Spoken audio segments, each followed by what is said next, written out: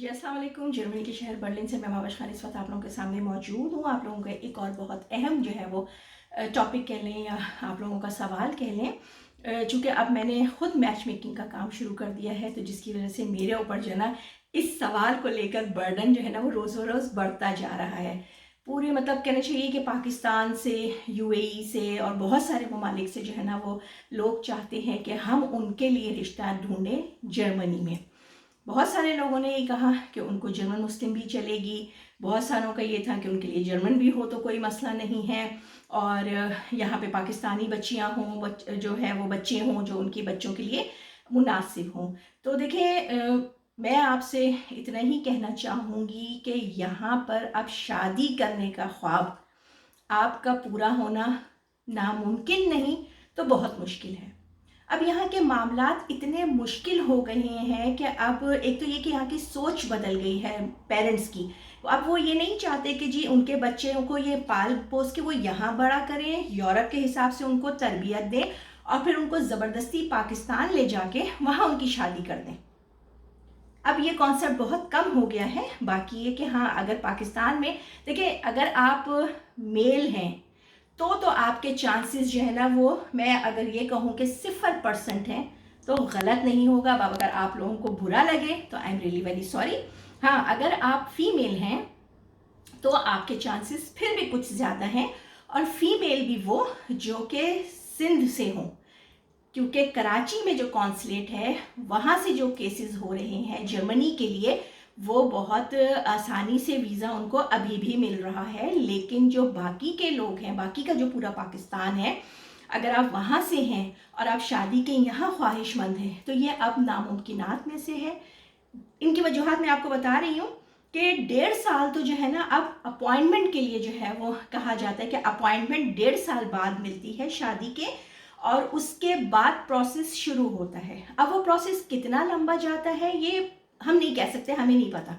अब आप सोचें ना कि जो शादी करके छोड़ कर आया है, लड़की वहाँ परेशान, लड़का यहाँ परेशान, 28-30 साल में उसने शादी की और उसके बाद उसने जो है ना वो अपना मामलात शुरू किए। तो आप सोचें, जब मतलब लड़के अब मेरे पास जो आके बात करते हैं कि मैडम हम बताइए कि हम 30-32 साल से अपनी शादी का आगाज़ करेंगे, अपने इस सफ़र का, तो हम मतलब 3 साल तो कम से कम इस मामलात में लगेंगे, तो फिर हम अपनी ज़िंदगी को प्रॉपर तरीके से शुरू कब करेंगे।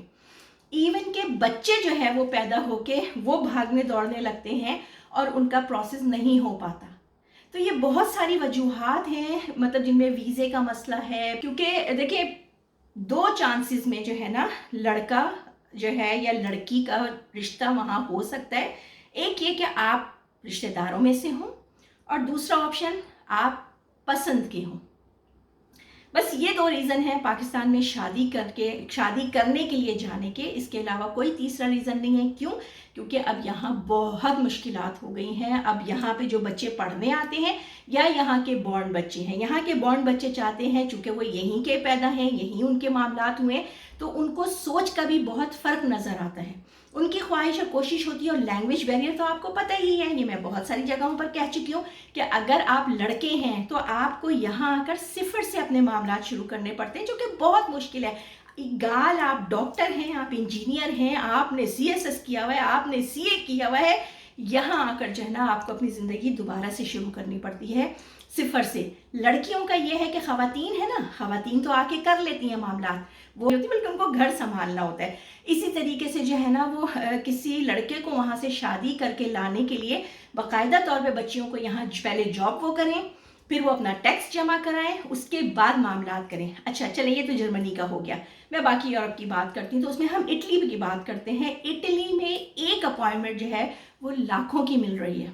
तो इटली में जो लाखों की जो है वो एक अपॉइंटमेंट मिलेगी, तो मुझे बताइए वहाँ फिर कैसे मामलात आगे बढ़ेंगे।